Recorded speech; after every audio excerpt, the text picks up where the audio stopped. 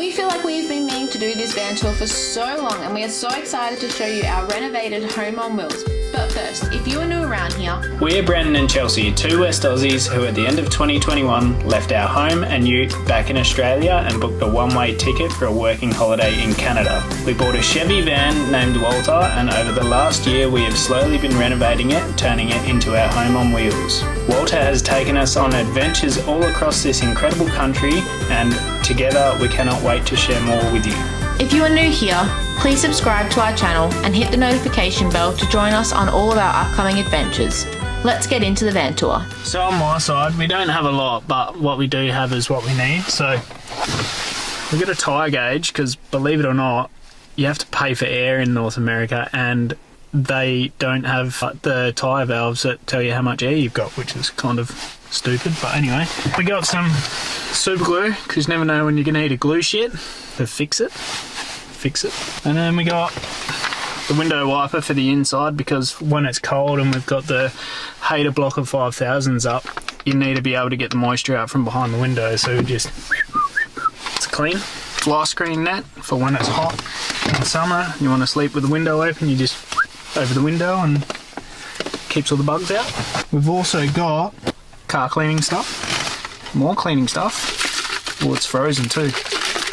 The scrubby stick to scrub the car, insurance paperwork, which is actually your rego over here. It's weird. So up here we've got a magnetic phone holder to hold our phones. We've also got Jerry the GPS here because the phone plans in North America are really expensive. 4 gigabytes of data costs you like $40 a month. So we try not to use our phones for maps as much as we can. So that's why we got Jerry. Got a standard smelly tree. We also got a battery operated scenty smelly thingy with some oils and stuff. We got the snot rag cubby, or tissues as most people call them. We've got our parks pass. This allows us to get everywhere around Canada. You need them. GoPro mount.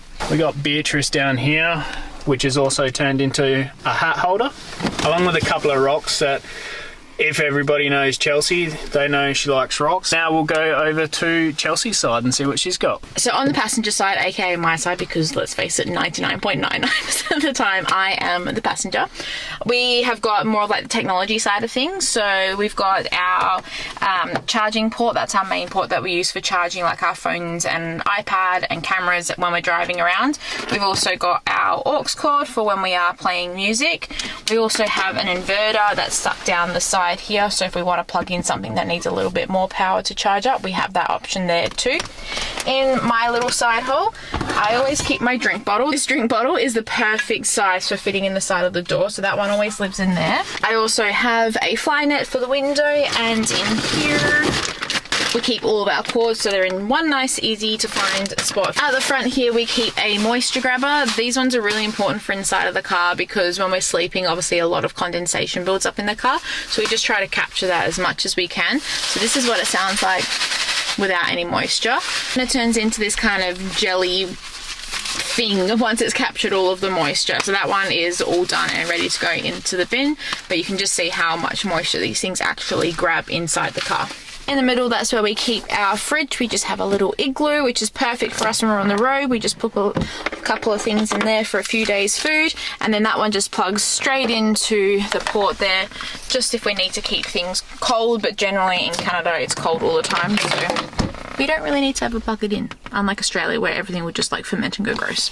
Alright, let's move to the back of the car. So in this section here we have got one of my favourite parts of storage in the car now. So this is our net, which keeps our things that we want to easily access, so things like our picnic rug, our reusable shopping bags, and we normally have like my drawing books and my writing book in here, accessible by just unhooking the net like that and grabbing the things out of there. We've also got over here our fruit hammock where we keep all of our fruit, and our water container. This one is a 20-litre drum. We're hoping to actually move our water storage from inside to on the roof over the next year, so make sure you keep an eye out for some more renovations coming. And then above that we have our combined carbon monoxide and smoke detector. We keep our jackets on the back of our chairs, slash that is like our coat rack, I guess you could say. And then behind here is where we will normally store things like our boots. We also keep things like our mini air conditioner and our battery pack go behind there as well, just so they are out of the way. My favorite part is this little table here that Brandon made for me, so that when we are sleeping at this end of the bed, I can put up my water bottle, my phone, and my headphones so they're easily accessible during the night. And that just clicks and goes down like that. Down the side is where we keep what Brandon calls the hater blocker 5000s / our privacy screens for when we're staying in areas and we want to make sure that we have got full privacy and that like nobody can look in. Alright, then we've got our first set of drawers down here. So this first big drawer here, this is where we keep all of our clothes in here. We always keep them in packing cubes, so it's nice and easy to pull them out and put them back and keep it nice and tidy. Then in here is normally where we keep the rest of our toiletries as well. So things like our toiletry bags, shampoo, bits and pieces, they all go into there. Now we have a huge queen bed in our van for a couple of reasons. Firstly, that's what it came with. Secondly, we are just too tall to turn the mattress the other side. We've tried to sleep this way just to test it out, and it's just not going to work for us. So unfortunately we lose a lot of space by having the bed this way, but also it's just so comfy to sleep in. We wouldn't change it like for the world at all. For sleeping in the evening, we have this little cover that covers our sunroof. This is the best thing that we have brought, I reckon. It just completely blocks out any light, which is good, especially if we're sleeping in like Walmart car parks or somewhere where there's just like big bright lights. Just completely blocks it out. And then we have our sunroof to let a little bit of air in if it gets a little bit stuffy inside. For the evening, we've also got this little light here, which is rechargeable by solar, or we can plug it in. And we have these little magnetic hooks that allow us to move it around. We'll either keep it there, move it to the back when we're cooking. Sometimes I'll put it straight in the middle here if I am writing in my journal. So it's really good to have that kind of flexibility with that little light there. We created some more storage down the side of the bed. This was leftover flooring from when we did our floors, and we just made it so that it was just easy to pop off, and then we can just keep things down here. Just anything that we want to be able to access nice and quickly that we might not necessarily use all the time, but it keeps it nice and neat looking and just like out of the way. You wouldn't even know it was there. Alright, so now we're moving on to our doors. On this side here we have our shoe rack.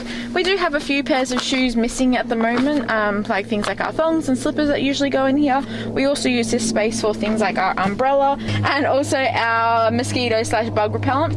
We also keep in here a bunch of Oki straps, which come in handy for all sorts of things, keeping our doors open when we have to set up our tarp over the car. Just in general, they're really good to keep. In here is just all of our other bug sprays. We learnt over summer that there is a lot of bugs in Canada, so we always keep that nice and easily accessible because Brandon is basically a giant mosquito attractor. On this side is where we keep everything to do with kind of like our bathroom situation. So this is where we hang up our towels, and then in here is where we store our toothbrushes, face washes, anything that we kind of use on a daily basis is stored right here, so it's easily accessible.